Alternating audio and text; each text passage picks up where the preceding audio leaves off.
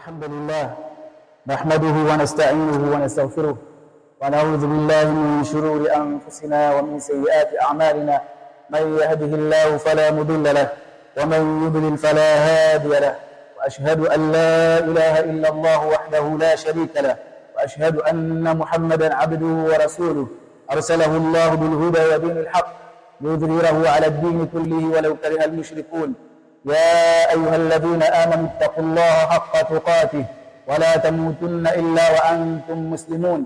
يا أيها الناس اتقوا ربكم الذي خلقكم من نفس واحدة وخلق منها زوجها وبث منهما رجالا كثيرا ونساء، واتقوا الله الذي تساءلون به والأرحام إن الله كان عليكم رقيبا.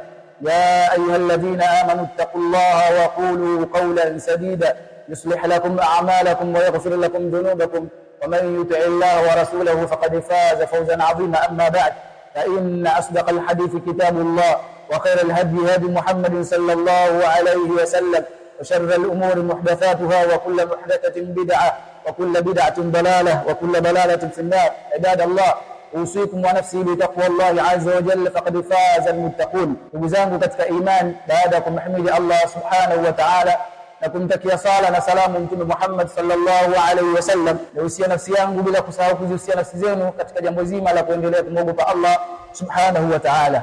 Leo ikiwa ni miongoni mwa siku za furaha na ikiwa ni miongoni mwa siku kubwa katika eneo hili, Allah tabaraka wa ta'ala kuwawezesha Waislamu wa maeneo haya au wa eneo hili kujaliwa kupata msikiti ni katika neema kubwa. Waqad qala Allah jalla wa ala, wa in ta'uddu ni'matallahi la tuhsuha, endapo mtataka kuzihesabu neema za Allah hamwezi kudhibiti. Kwa hiyo huu binaul masjid, kujengwa msikiti, ni miongoni mwa neema, ni'matun min ni'amillahi jalla wa ala, ni neema miongoni mwa neema zake, na neema zatakiwa zishukuriwe kwa namna yote ile. Yaqul al-Imam al-Baghawi rahmatullahi alayhi kama fi tafsiri, akisema li anna shukra an-ni'ma, kwa sababu hakika kushukuru neema qaidu ni'mati al-mawjuda, kunaifunga ile neema iliyokuwepo.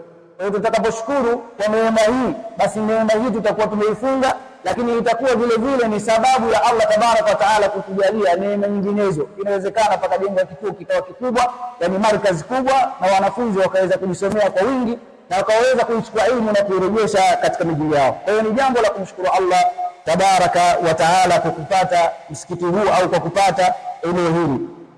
Lakini vile vile katika ya kuzungumza kwa sababu ya muda katika ya kuzungumza, amesema al-Imam Sa'id ibn al-Musayyib au ibn al-Musayyib rahmatullahi alayhi, isije kaonekana huu msikiti kwa kuwa ni mdogo, baadhi ya watu wengine wakautia tasghiri kwamba kimsikiti chenyewe kidogo. Anasema Sa'id ibn al-Musayyib rahmatullahi alayhi, la taqulu musayhifun, usiseme kimsahafu, usiseme maneno ya namna hiyo, wala taqulu vile vile, wala usiseme vile musayyidun, ukasema kimsikiti, pamejengwa kimsikiti fulani. Ma kana lillahi fa huwa adhimun hasanun jamil, au kama qala rahmatullahi alayhi. Ma kana lillahi, ma shartiyya tufidu al-umum, chochote kitakachokuwa ni kwa ajili ya Allah subhanahu wa ta'ala, fa huwa adhim, kitu hicho ni kikubwa, ingawa wewe utakiona ni kidogo kwenye macho yako, lakini ni kubwa mbele ya Allah subhanahu wa ta'ala. Na Allah walikuwa la khair waliyofanya juhudi hii. Waqad qala Mustafa salawatu rabbi wa salamu alayhi fi hadithi Jabir ibn Abdullah radiyallahu anhu, anasema Jabir, qala an-nabiy sallallahu alayhi wasallam, man bana lillahi masjidan au man bana masjidan lillah, yeyote atakayejenga msikiti kwa ajili ya Allah subhanahu wa ta'ala, kama qataf, kama vile kiota cha ndege. Msikiti unaonekana ni mdogo, wakasema ahlul ilmi, kiota cha ndege huwezi kuingia ukasali, lakini nimepiga mfano kuonesha hata ni msikiti mdogo akajenga hivyo, bana Allahu lahu baitan fil janna, Allah atamjengea nyumba katika nini? Katika pepo. Wallahu ta'ala a'lam. Alhamdulillah hamdan